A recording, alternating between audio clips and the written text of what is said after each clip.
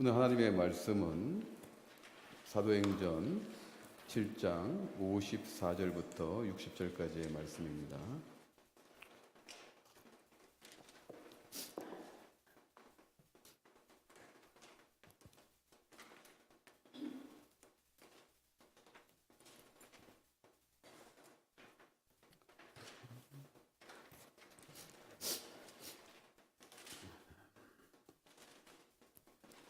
신약성경 199페이지에 있습니다. 사도행전 7장 54절부터 60절까지 말씀을 다 찾으셨으면 한 목소리로 봉독하겠습니다. 그들이 이 말을 듣고 마음에 찔려 그를 향하여 이를 갈거늘 스데반이 성령 충만하여 하늘을 우러러 주목하여 하나님의 영광과 및 예수께서 하나님 우편에 서신 것을 보고 말하되 보라 하늘이 열리고 인자가 하나님 우편에 서신 것을 보노라 한데 그들이 큰 소리를 지르며 귀를 막고 일제히 그에게 달려들어 성 밖으로 내치고 돌로 칠세 증인들이 옷을 벗어 사울이라 하는 청년의 발 앞에 두니라. 그들이 돌로 스데반을 치니 스데반이 부르짖어 이르되 주 예수여 내 영혼을 받으시옵소서 하고 무릎을 꿇고 크게 불러 이르되 주여 이 죄를 그들에게 돌리지 마옵소서 이 말을 하고 자니라. 아멘.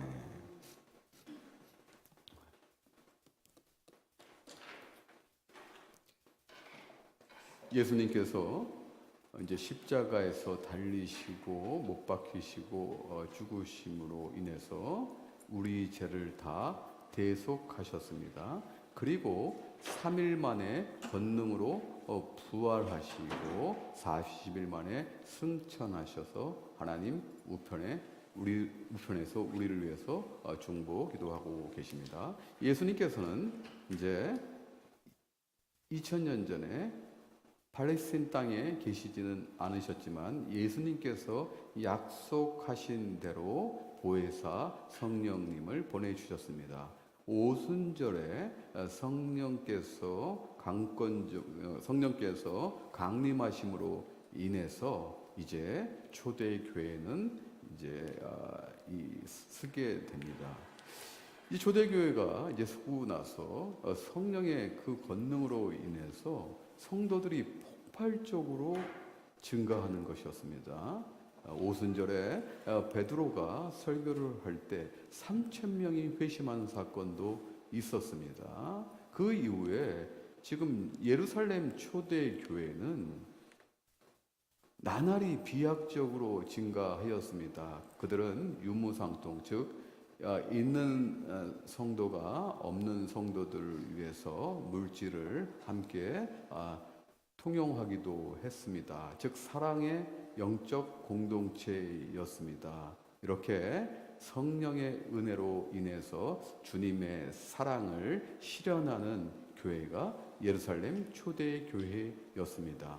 이렇게 이제 교회가 많은 사람들에게 칭송을 받으니까 막 제사장들까지 이제는 컨버전하는 일들이 벌어졌습니다. 나날이 성도들이 증가하니까 제자들이 증가하니까 이제는 사도들이 이걸 다 이 제자들 성도들을 이렇게 목양하기가 쉽지가 않았습니다. 그래서 사도들은 결정을 합니다. 말씀과 기도에 전념하고 그리고 행정이나 이 섬김은 우리가 7 지도자를 세우자라고 결정을 합니다. 그래서 지혜와 성령 충만하고 사람들에게 칭송을 받는 즉 평판이 좋은 7 지도자를 세웁니다. 그 중에 한 명이 오늘 본문에 나오는 스데반입니다. 스데반을 이제 7 지도자를 이제 선출하여서 안수하여서 세웁니다. 그래서 흔히들 교회에서는 이제 집사라고 했지 않습니까? 특별히 안수 집사는 또 안수하여 세우지 않습니까? 그래서 우리가 그런 표현을 많이 씁니다. 하지만 더한 기능도 있었습니다. 단순히 행정과 섬김뿐만 아니라 오늘 스데반을 보게 되면은 이 공회 앞에서 예수님을 담대히 증거하는 일도 하였다는 것입니다. 정말 지도자였습니다. 그런데 이 스데반이 이제 그 성령의 그 은혜로 권능으로 인해서 기적과 표적을 행하였습니다. 사람들이 볼 수밖에 없겠죠. 그러고 나서 사람들이 이제 모이고, 그리고 그 사람들에게 또 말씀도 증거할 수 있는 거 아니겠습니까? 물론 12사도들이 말씀과 기도로서 전념하였습니다만은 예수 그리스도의 복음을 전파하는 것은 여러분들이 다 할 일입니다. 그것은 목회자만 하는 것이 아니라는 것입니다. 마찬가지로 7 지도자 중에 한 명인 스데반 집사도 지금 사람들 앞에서 복음을 담대히 증거하였습니다. 이제 하루는 그 디아스포라 유대인들이 이제 예배 드리는 그 회당에서, 디아스포라라는 것은 그 당시 이스라엘적인 팔레스타인 땅에 살지 않았던 유대인들, 즉 이민, 쉽게 설명하면은 좀 이민간 유대인들을 얘기합니다. 이런 이제 유대인들이 그 회당에서 이제 이 예배를 드릴 때 지금 이 또 스데반 집사가 그래서 말씀을 담대히 증거하였습니다. 그런데 이 사람들이 스데반 집사를 음모합니다. 영적인 눈이 열려 있던 것이 아니었었죠. 그들은 유대교를 믿었기 때문에 예수 그리스도를 증거하는 스데반을 거짓으로 누명씌워서 백성들을 충동하고 또 당시의 지도자인 장로들과 서기관들을 충동하여서 공회에 고속해 합니다. 그 당시 공회는 산헤드린 공회였습니다. 산헤드린 공회는 이스라엘 최고의 권력 기구입니다. 70명의 공회원과 1명의 의장이 있는데 그 의장은 바로 대제사장이 맡고 있었습니다. 이 대제사장에게 지금 가서 지금 스데반 집사를 누명씌워서 고소한 거예요. 그 제목이 하나님을 모독하고 우리가 신적으로 모시는 그 모세의 율법과 규례를 다 고치려고 합니다 라는 것이었어요. 여러분 이거 어서 많이 들어본 것 같지 않습니까? 여러분들 당시에 이스라엘의 종교 권력자들이 예수님을 고소한 사건과 똑같습니다. 신성모독죄입니다. 스데반 집사는 예수님과 똑같이 누명 써서 신성모독죄로 공회 앞에 끌려가서 심판을 받게 됩니다. 그리고 나서 이 스데반 집사는 최후 진술을 하게 됩니다.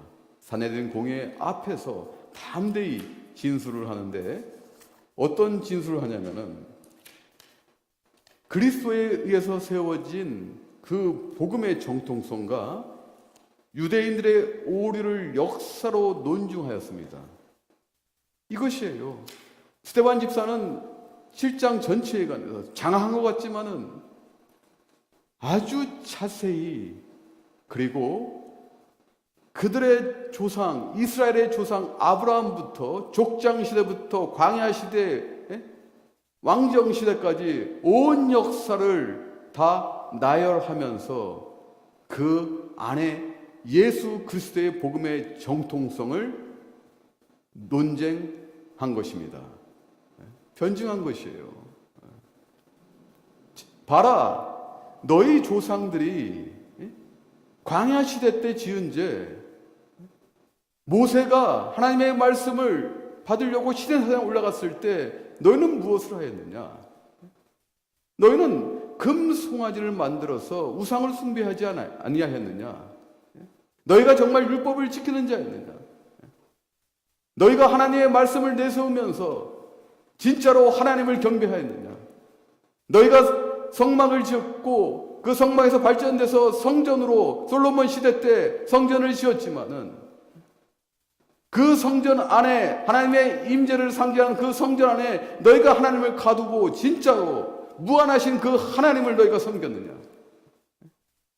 그 당시에 이스라엘은 성전주의의 신앙생활을 하였습니다. 여러분, 율법주의나 성전주의 하면 그게 부정적인 표현이에요. 뭔가에 여러분들이 꽂혀 있다는 것입니다. 마찬가지로 당시에 예루살렘에 있던 그 유대인들은 성전에서 경배하고 제사 드리는 데 집중하였지 실질적으로 그 하나님을 바라보지 못하였다는 것이에요. 성전이라는 것이 어떤 것입니까? 하나님의 임재를 상징하지만은 우리가 성전 안에 하나님을 가두어둘 수 있겠습니까? 아니에요. 여러분 생각해 보세요. 여러분들이 집에서 기도하시고 말씀 읽고 다 하시죠. 그렇지만 집중이 안 될 때가 있지 않습니까?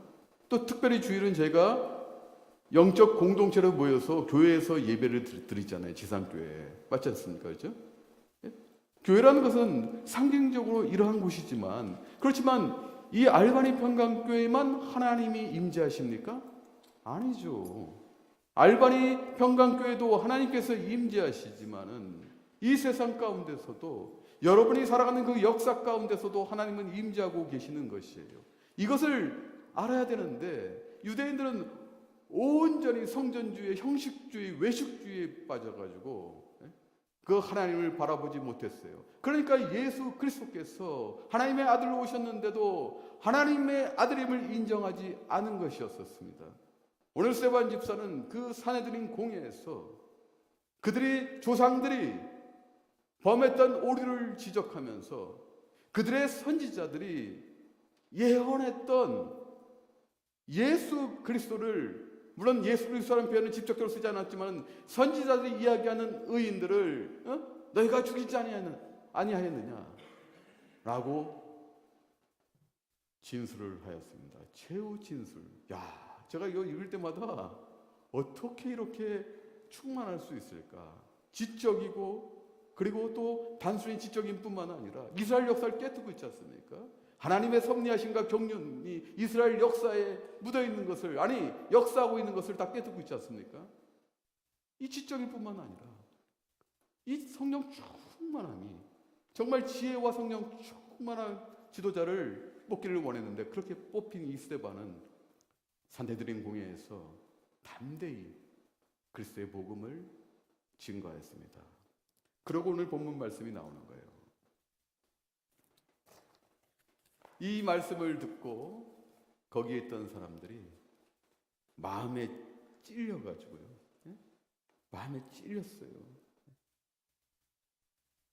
그런데요, 우리는 보통 마음에 찔리면은 두 가지 형태로 나타나죠. 회개하거나 아니면 격분하거나.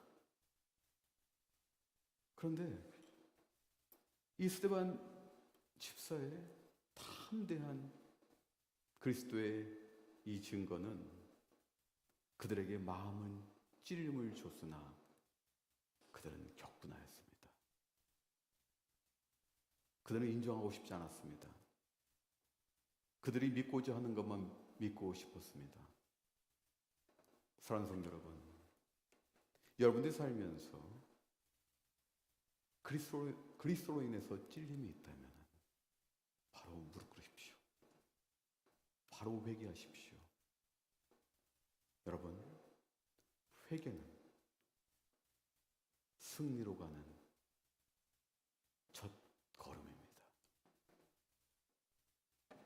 오늘 마음에 찔린 그들은 회개가 아닌 그들의 조상과 똑같은 오류와 잘못을 범합니다. 그리고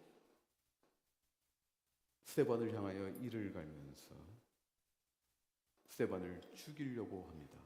그런데요, 그때 이 스데반 집사는 성령 충만하사 하늘에 계신 하나님의 영광과 그 우편에 서 계신 예수 그리스도를 보게 됩니다.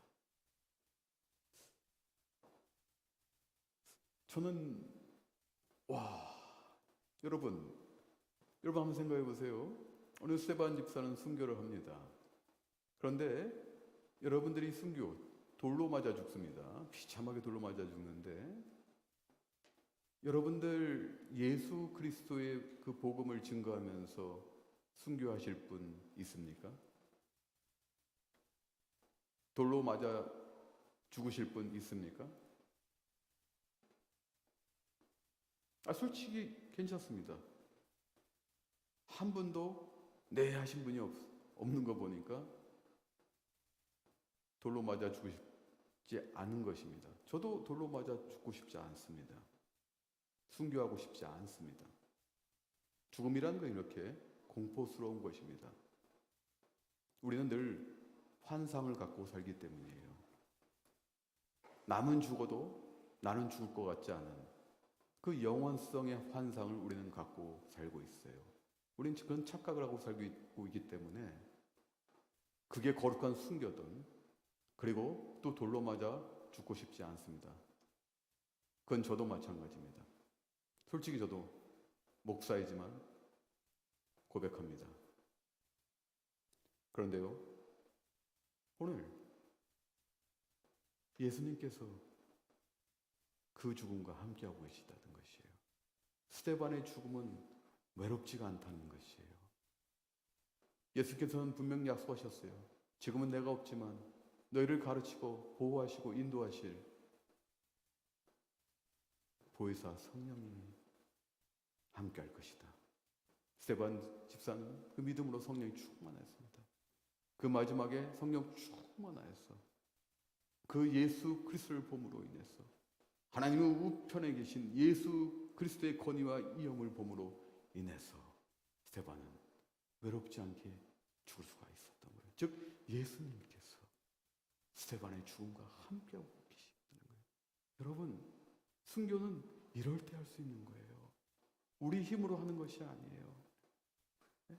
성령께서 함께 하셔서 그 그리스도의 능력이 우리에게 힘할 때 함께 할 수 있는 거예요. 스데반 집사는 그 하늘의 영광을 봤습니다. 인생의 죽음을 본 것이 아니라 하늘의 영광을 봤습니다. 그런데 이것보다 더 놀라운 것은 56절이었어요. 제가 말씀을 묵상하면서 더 놀라웠어요. 56절 보니까 스데반이요, 보라 하늘이 열리고 인자는 예수 그리스도이십니다. 인자가 하나님 우편에 서신 것을 보노라. 많은 그 사람들 앞에서요, 담대히 자신이 본 것, 자신의 신앙을 고백하고 있는 거예요. 이거 쉽지 않은 일입니다. 지금 만약에 나 같았다면, 솔직히 말씀드리면 살려주세요. 내가 담대히 말씀을 증거했지만은 그들이 지금 죽이려는 그 기세 앞에서 나의 기세는 쪼그라들고 살려주세요. 이것이 보통 우리의 삶입니다. 그렇지 않습니까? 우리가 기세 있게 말씀을 증거할 수 있어요. 그러나 그 죽음 앞에서는 이거 좀 이상하네. 뭔가 좀 이상하게 돌아가네 이거. 이거 분위기가 영 아닌데 이거. 우리 느끼지 않습니까? 그렇지 않습니까? 우리는 영적인 존재이기 때문에 그리스도를 믿지 않더라도 느낄 수가 있다는 것이에요. 네? 그러면은 분명히 이제는 싹싹 빌면서 제가 잘못했습니다. 제가 얘기한 것 한 발 물러설게 아니 제가 얘기한 것 이거 뭐가 잘못됐네요. 제 잘못입니다. 우리는 이렇게 나오기가 십상인데 스데반 집사는 정반대로 그 사람들 앞에서 보라 하늘이 열리고 인자가 하나님 우편에 서신 것을 보노라. 오히려 자신의 그 믿음을 확증하고 있습니다. 와, 이거 놀라운 고백이에요. 어떻게 이런 믿음이 스데반 집사에게 있을 수 있을까? 그리스도의 영광과 은혜가 함께하고 있어요. 그 보여주신 그 은혜. 다른 사람은 다 못 봤는데 스데반만 볼 수 있는 것. 그것을 그리고 선포할 수 있는 것. 이것이 참 믿음이라는 것입니다. 그리고 이제 그들이 그 스데반 집사의 그 선포를 듣고요, 보라, 하늘이 열리고 인자가 하나님 우편에 서신 걸 보노라. 그랬으면 또 저 이게 뭔가 하고 봐야 되는데 그들이 소리 지르면서 길을 막고 있어요. 이거예요. 우리가 하나님의 말씀을 들을 때 양심에 찔리면 길을 여십시오. 길을 막지 마세요. 여러분들이 양심에 찔려서 갇히게 있다면 길을 여십시오. 그리스도는 여러분들을 정죄하러 오신 것이 아니라 여러분들을 살리러 오신 것이에요. 그리스도는 여러분들 심판 가운데 들 것이 아니라 영원한 구원 가운데 영광 중에 두려 이 땅에 오신 것입니다. 그러므로 여러분들이 그리스도의 복음의 음성을 들을 때 양심에 찔림이 있다면은 지금부터 길을 열겠습니다. 길을 열고 내 마음을 열겠습니다. 내 전인격이, 내 영혼이 이제는 그리스도만 바라보고 기대하고 사모하고 그리스도 앞에 나아가겠습니다. 이것이 회개의 시작점이라는 것입니다. 이제 그들이 스데반 집사를 성 밖으로 끌고 갑니다. 보통 이 사형을 집행할 때는 이 성 안에서 하지 않습니다. 그대로요. 모세 율법에 의해서 성 밖으로 데리고 가서 죽입니다. 물론 그 당시 이 산헤드린 공회에 사형 집행권이 없었습니다. 그런데 이것은 굉장히 충동적으로 당시 총독이 가이사랴에 있기 때문에 충동적으로 벌어졌던 것 같습니다. 예루살렘에 총독이 있지 않기 때문에. 그래서 이제 그들은 성 밖으로 끌고 가서 스데반 집사를 집행을 합니다. 미슈나, 법적 이 전승을 해석한 이 미슈나에 보면은 이 돌로 쳐 죽일 때 어떻게 쳐 죽이냐면은 이제 무릎을 꿇고 있지 않습니까? 머리를 숙이고 있으면은 이렇게 이 뒤에서 돌로 쳐가지고 앞으로 푹 쓰러질 거 아닙니까? 그러면은 두 번째 사람이 가슴을 딱 칩니다. 지금 증인들, 스데반 집사를 고소했던 그 증인들이 이런 식으로 죽였을 것입니다. 미슈나 전승에 의하면은 이렇게 죽였다고 하니까. 그러니까 첫 번째 사람이 돌로 쳐서 쓰러졌을 때 또 두 번째 사람이 가슴을 치고 돌로 치고 그리고 많은 사람들이 돌팔매질하고 돌로 쳐서 죽였을 것입니다. 사랑하는 성도 여러분, 그런데요, 이 스데반 집사는 그들이 돌로 칠 때 부르짖어 주 예수여 내 영혼을 받으시옵소서. 여러분, 뭔가 이 데자뷰 똑같은 것을 여러분 생각하지 않습니까? 물론 여러분들이 아니라 뭔가 똑같은 것을 생각해 볼 수 있지 않나요? 그 돌로 맞아 죽는데도요, 그는 주 예수여 내 영혼을 받으시옵소서. 오로지 주님만 의존하였습니다. 살려줘! 나 살 거야 아니라 주 예수여 내 영혼을 받아 주시옵소서.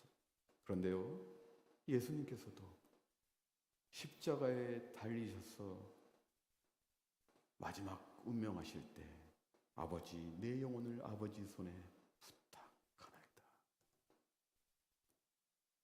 스데반은 예수님의 제자였습니다. 똑같이 스승과 같이 주 예수여 내 영혼을 받으시옵소서. 그리고 무릎을 꿇고 크게 불러 이르되 주여 이 죄를 그들에게 돌리지 마옵소서. 사랑하는 성도 여러분, 돌로 쳐서 자신을 죽이는 사람들에게 스데반은 주여 이 죄를 저 사람들에게 돌리지 마옵소서. 여러분, 죽으면서 이렇게 하실 수 있나요? 여러분들이 돌로 만약에 맞아 죽을 때 여러분은 원망 가운데 있지 않을까요? 그런데 스데반은 주여, 이 죄를 아직도 그리스도를 알지 못하고 복음을 증거한 이 제자를 죽이는 저들의 죄를 저들에게 돌리지 마시옵소서. 그런데요, 주님께서 십자가에서 아버지, 저들을 사하여 주옵소서, 자기들이 하는 것을 알지 못함이니라, 못함이니이다 라고 십자가에서 달리시자마자 첫 번째로 하신 말씀이 이 말씀입니다. 사랑하는 성도 여러분, 저는 이 말씀을 보면서 놀라웠어요. 예? 여러분, 예수를 믿는 그 순간부터 우리는 제자입니다. 예? 제자는 필연적으로 스승을 닮아야 되고 스승이 가신 그 길을 따라가야 합니다. 근데 스데반은 자신의 죽음 앞에서, 비참한 죽음 앞에서도 이것을 다 지켰습니다. 아니, 이것을 다 행했습니다. 주님 닮기 원하고 주님과 똑같이 이 죄를 저들에게 돌리지 마시옵소서, 저들을 사하여 주시옵소서. 예수님처럼, 예수님이 하신 것처럼 스데반은 똑같이 하였다는 것이에요. 이것이 진정한 제자라는 것입니다. 오늘 사도행전을 쓴 누가는 마지막 절에 스데반이 이 말을 하고 자니라 라고 기록하였습니다. 여러분, 이 잔다는 것은 진짜 자는 것이 아니에요. 즉 죽음을 비유적으로 지금 누가가 설명하고 있는 것입니다. 진짜 죽은 것입니다. 그런데 왜 누가가 잔다는 표현을 썼을까요? 여러분, 스데반의 스승인 그리스도께서는 십자가에서 죽으셨지만 3일 만에 권능으로 부활하시고 부활의 첫 열매가 되심으로 전 세계에 풍성한 부활의 열매를 맺게 하셨습니다. 이거예요. 죽음은 세상 사람들에게 끝이지만 부활의 첫 열매 되시는 그리스도의 제자들은 죽음이 시작입니다. 우리는 잠시 죽을 것입니다. 오늘 누가 기록처럼 잠시 잠이 들 것입니다. 그런데 분명 그리스도의, 우리 스승의 그 능력으로 인해서 우리는 부활할 것입니다. 영혼의 부활뿐만 아니라 그리스도께서 다시 이 땅에 오실 때, 영광 중에 거하실 때 우리는 영광의 부활체로서 다시 태어날 것입니다. 이거예요. 제가 신학교 때 그 성경 신학을 가르치셨던 교수님이 계셨는데, 중국 분이세요. 수 교수님이신데, 그렇게 친한 건 아니었는데 제가 개인적인 일로, 어머니 일로 제가 학교를 한번 빠져야 될 일이 있어서 이제 교수님께 가서 이제 말씀을 드리고, 다음 수업은 제가 어머니 때문에 제 이민국에 한번 제가 들어가야 됩니다라고 말씀을 드렸어요. 그랬더니 이제 어머니 지금 영주권 문제 때문에 있었어요. 그러니까는 수 교수님이 너 굿부이라고 너 착한 나피라고 격려를 한번 해주셨어요. 걱정하지 말고 다녀오라고. 그런데요, 그 교수님이 그것이 마지막이었어요. 다음 시간에 그 교수님 제가 못 봤습니다. 그 교수님께서 중국 교회에서 신학자자 목사님이시니까 중국 교회에서 설교를 하시고 내려오셔서 앉으셨다가 바로 돌아가셨습니다. 저는 상당히 충격적이었어요. 그 교수님은 이 수업 시간에 무슨 부흥회 같이 수업을 가르치세요. 완전 주일 예배예요, 주일 예배. 엄청 뜨거우세요. 뭐 신학도 박식하시지만 완전 그리스도 복음을 증거하는데 그 수업을 다 하세요. 나는 저렇게 가르치는 교수님인데 나중에 너무 이게 은혜가 되고요. 이거 진짜 수업이다. 우리가 지식도 중요하지만 우리 마음이 열리지 않는다면 무슨 소용이 있을까? 엄청 열정적으로 그리스도를 증거하시고 복음을 역사케 하시는데요. 나도 저러고 싶다. 나도. 정말 존경이 밀려왔어요. 그리고 제가 아까 말씀드렸듯이 마지막으로 예배 가운데 돌아가셨어요. 물론 생명의 문제는 하나님의 구원의 문제는 하나님의 주권이지만 저는 그 교수님께서 당연히 부활하실 것이라 주님과 함께 하실 걸 믿습니다. 저는 그러면서 아내하고 한번 얘기를 한 적이 있어요. 우리 인생은 몇 년까지 살까? 아내가 80까지는 좀 건강하게 살기를 기도하고 그 이후에는 그냥 덤으로 사는 인생이라고 생각하자. 그러니까 나의 남은 연수가 딱 나오더라고요. 이제 나도 죽는구나. 그럼 몇 년 안 남았구나. 정말 하나님의 복음을 위해서 살아야 되겠구나. 이 연수가 딱 나오니까요.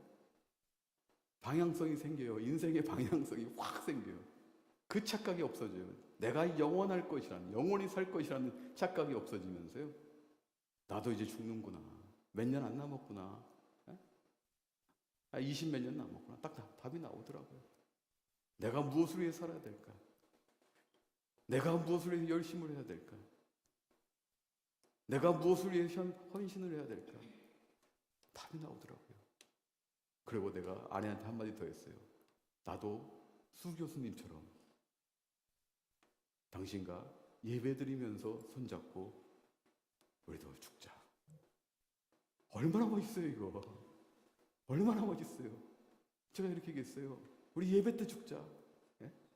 그런데 예배 때 물론 평강 그때 내가 은퇴하고 평강교회에서 집을 찾지 다른 데로 갈지는 모르겠지만은 은퇴하고 또 다른 데 더 좋은 목사님처럼 그러지만은 예배 때 이 땅에서는 죽지만 하늘 영광이 있는 그 예배에서는 영원히 그리스도와 함께 찬양하고 기뻐하고 그리고 그리스도 오실 때 부활의 그 영광을 함께 이게 너무나 나에게는 기쁨이고 소망이에요.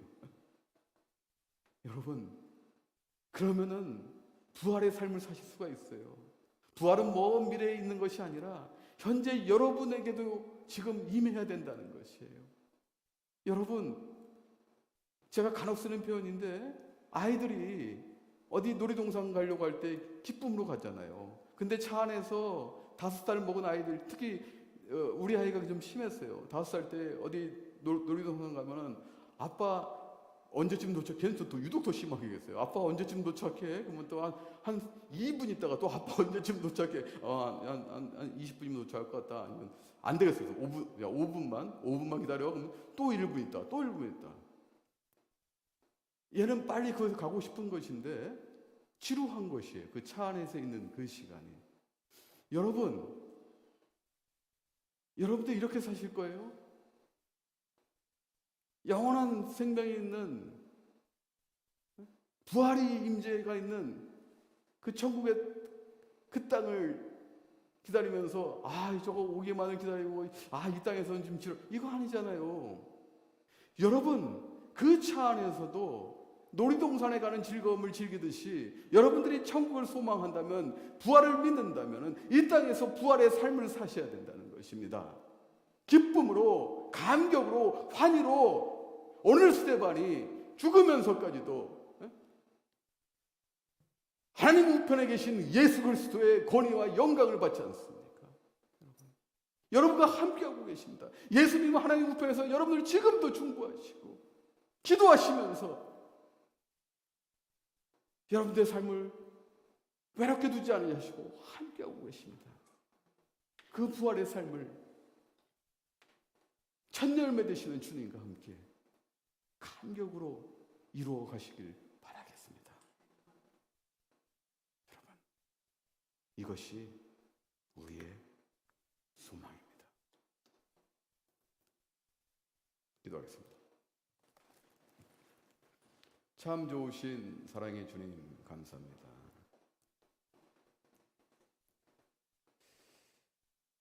오늘 스데반 집사의 순교를 보면서 우리 삶을 한번 투영해 보길 원합니다. 아버지 하나님, 우리는 어떠한 형태로도 분명히 한 번은 죽게 돼 있습니다. 아버지 하나님, 우리가 만약에 한 번의 죽음을 맞이한다면 거룩히 구별되어서 그리스도와 함께하는 그 죽음을 맞이하길 원합니다.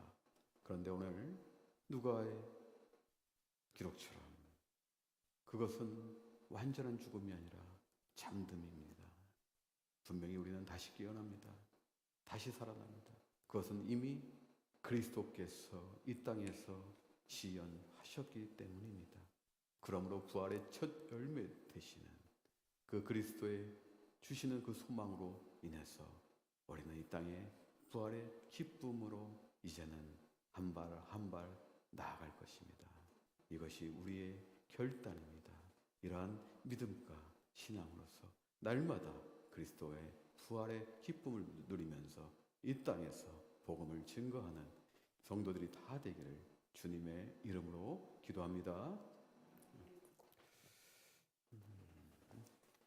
오늘 부활주를 맞이하여서 감사함과 또 하나님께 봉헌한 물질을 위해서 저희가 기도하겠습니다.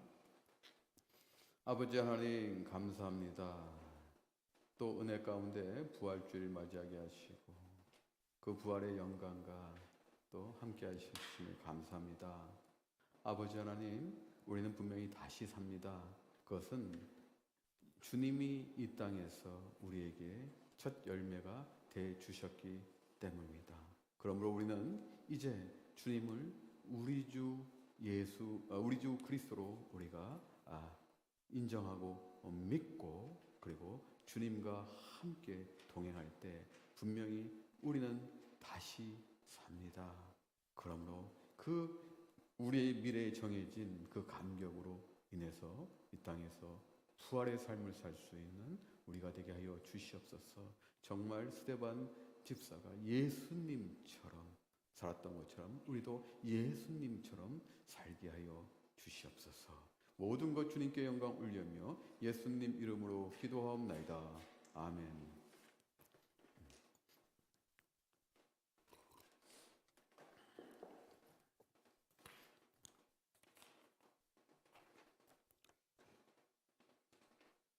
네, 다시 한번 광고 말씀드리면 교회 내에서는 그 마스크 착용은 저희가 자유로 맡겼습니다. 여러분들이 백신을 다 맞으셨다면은 벗으셔도 되고 아니면 좀 더 건강을 위해서 좀 더 쓰시겠다면 그건 관계없습니다. 쓰셔도 되고 여러분들 선택에 맡기도록 하겠습니다.